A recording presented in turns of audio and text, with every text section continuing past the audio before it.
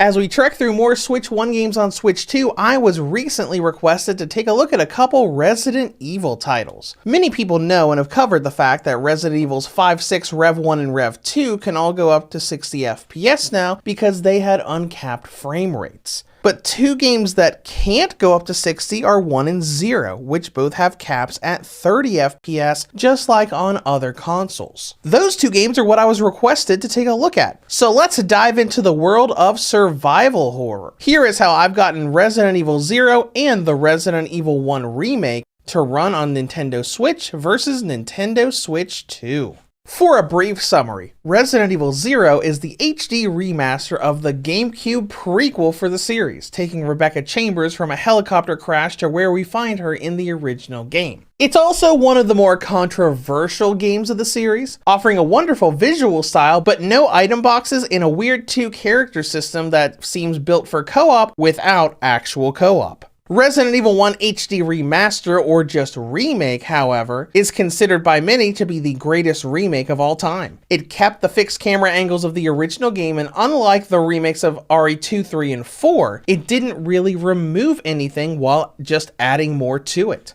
Unfortunately, both of these games had some small issues on the Switch. We'll be starting with Resident Evil 0, but just to reiterate, these games are both capped at 30 FPS on the Switch, just like every other console. If you want to play these games at 60 FPS, you're going to have to go to PC with handhelds like the Steam Deck, and even if you do, RE1 Remake 60 FPS on the Steam Deck is wildly unstable. But with RE0 on the Switch, the frame rate actually was really good. The only issue it had were load times that could be unreasonably long. A few towards the beginning and especially the end of the game would have you interacting with the door and waiting upward of 20 to 25 seconds just to go to the next room or hallway. Now this didn't happen with every door sequence. A lot of the stuff towards the middle of the game had you only waiting 8 to 12 seconds, which was more than other consoles but not too terrible. Let's take a look at how much Switch 2 improves this. On Switch 1, the door outside the cabin in the train will take you a grand total of 20 seconds to take you into the next hallway, going through the door sequence and the little black screen after. On Nintendo Switch 2, it is a lot better, only taking 11 seconds.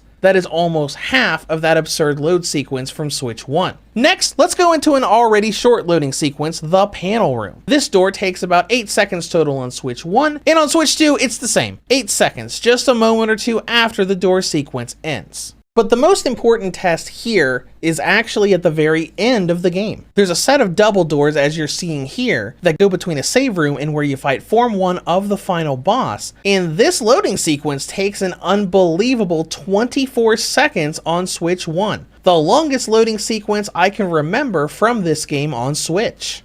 And when you pop over to Switch 2, it'll only take about 13 seconds total. I mean, these still aren't great load times. The 11 to 13 second sequences you'll get here on Switch 2 are barely 7 to 8 on PS4, but it's a much more manageable level of waiting than they are on Switch 1. Then we have the Resident Evil 1 remake. While it did have a couple loading sequences that were a bit longer than the other platforms, its main issue were small areas where the 30 frames per second broke and went into the 20s for some reason. But let's start with the loading.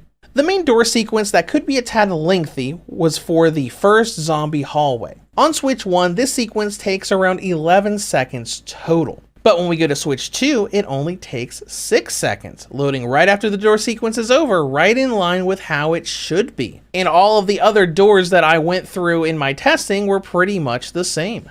With frame drops, there are two main areas that are infamous for having problems on Switch 1. The dog hallway towards the beginning with the Cerberus jump scares would drop under 30 FPS even when the dogs weren't there during revisits as you walked or ran through the hallway. The other more obvious one was the graveyard area on the way to Lisa Trevor's cabin that housed crows and the puzzle to get the Magnum. This area had pretty hefty drops and is the most obvious place where the 30 FPS of the game breaks for a few seconds as you run through it. Both of these areas run perfectly on the Switch 2. Running through the dog hallway, as you can see here, is smooth whether you're being mauled by the Cerberus or just walking around. And the graveyard has also been fixed, offering a smooth 30 FPS and none of those big frame drops that you get on Switch 1 when you're trying to avoid those crows.